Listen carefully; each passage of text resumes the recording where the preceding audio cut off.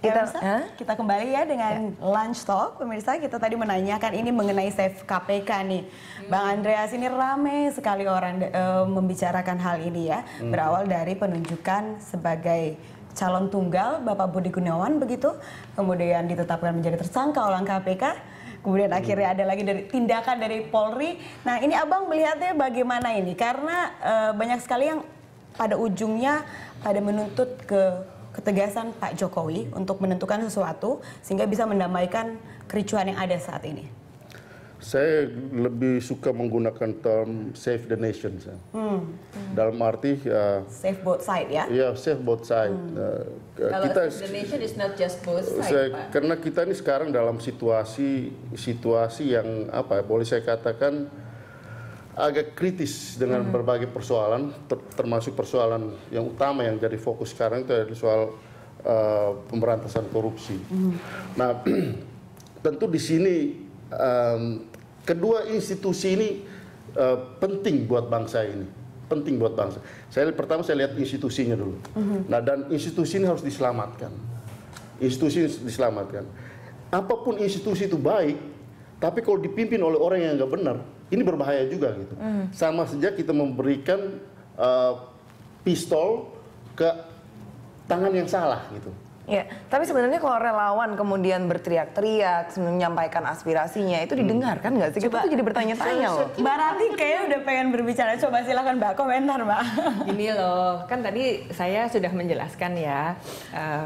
Saya mewakili teman-teman, kami sangat positif bahwa ada jeritan di sana, jeritan di sini, biasalah gitu ya. Tapi kita tunggu karena we have our trust heartfully kepada Bapak Jokowi untuk mimpin kita ya. Tapi kemudian gini loh, dari semua hal kita balik lagi nih, Pak Jokowi kan janji bahwa beliau akan menegakkan kedaulatan bangsa dengan menjalankan pemerintahan yang sungguh-sungguh bersih. Bersih dari korupsi juga. Nah, begitu bilang bersih berarti kita tahu kan akar busuk yang ada selama ini adalah di korupsi.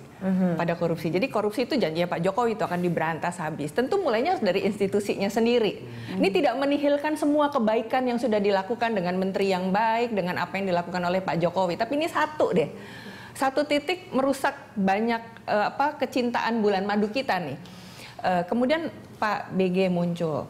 Dan kita selalu begitu Bapak mencuatkan satu nama kita cari tahu, ya cari tahu. Salam dua jari melihat Pak BG muncul waktu itu ramai pada ngomong seperti apa Mbak? Raportnya merah kan? Ya dari KPK ya. Ya raportnya merah. Kemudian terus bicara tentang apa? institusi ada banyak. Tapi sebagai bagian dari rakyat, institusi yang kami percaya bahwa punya integritas yang paling bisa kami pegang adalah KPK. Kalau KPK berantakan, siapa lagi nih? So the last dignity ada pada KPK. Ya, jadi ketika KPK menyampaikan kepada Bapak, mau ya didengar gitu loh. Tapi begitu Bapak mencalonkan hanya satu calon, kan jadi bertanya-tanya, kenapa sih nih? Apa sih nih? Kita tunggu deh penjelasannya Bapak. Nggak muncul-muncul. Ya, kemarin bahkan sampai sekarang. Kemarin akhirnya kan sudah ada tim independen 7 tokoh yang akhirnya kan setelah kita rame ngumpul-ngumpul gembira di KPK itu ya.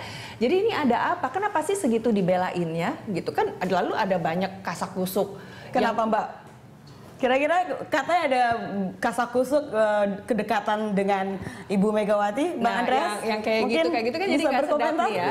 Nah, terus itu kan menjadi pertanyaan besar. Begitu pertanyaan besar, kemudian KPK menyatakan sikapnya, kemudian jadi macam-macam nih. Jadi banyak juga cerita yang mungkin tidak ini oleh publik gitu. Nah, salah satu yang misalnya kemarin terungkap itu misalnya melalui Kompasiana dan kemudian menjadi ini antara pelaksana PLT Sekjen PDI Perjuangan dengan KPK. Saya kira ini ada hal-hal yang memang di dalam proses yang lalu lah gitu, dalam proses yang lalu. Nah, yang saya maksud gini, ini mau kita apakan gitu. Ini mau kita apakan. Ya kalau Bang Andreas kan yang dari PDIP, saya kira di sini posisi presiden itu sangat penting. Dalam arti beliau tahu banyak hal. Banyak yang tidak diketahui oleh relawan, banyak yang tidak diketahui oleh para politisi. Di sini bagaimana secara wise mengambil keputusan. Ya, tapi saya kira ini penting.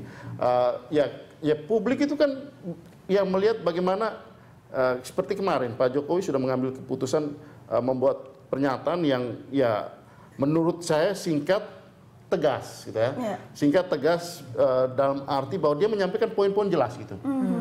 Bahwa ini jangan jangan kriminalisasi sampai 3 kali ya. Nah, sekarang bagaimana ini implementasi ini? Implementasi dari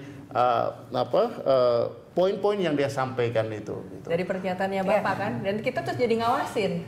Ya betul. Nah, semua ngawasin kita semua ngawasin. Saya kira bukan cuma relawan, saya kira bangsa ini melihat gitu. Karena ketika tidak bangsa ini melihat, tersampaikan termasuk juga penjelasannya, teman-teman yang di luar, rakyat aja melihat itu gitu. Rakyat yang paling sederhana, teman-teman konstituen kami itu mengirim SMS dengan berbagai macam komentar yang inginnya adalah ya kita perbaiki bangsa ini gitu.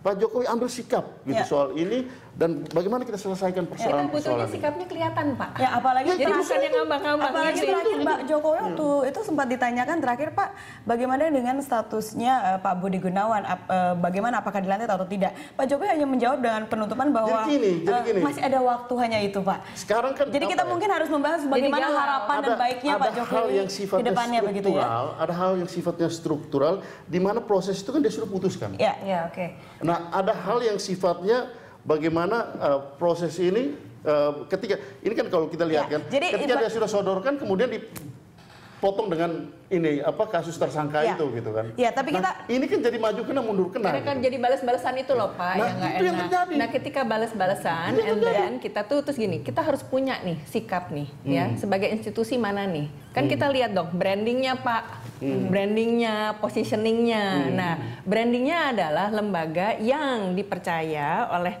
sebagian besar dari kami, integritasnya masih terjaga adalah KPK. That's why kita berdiri di KPK, gitu.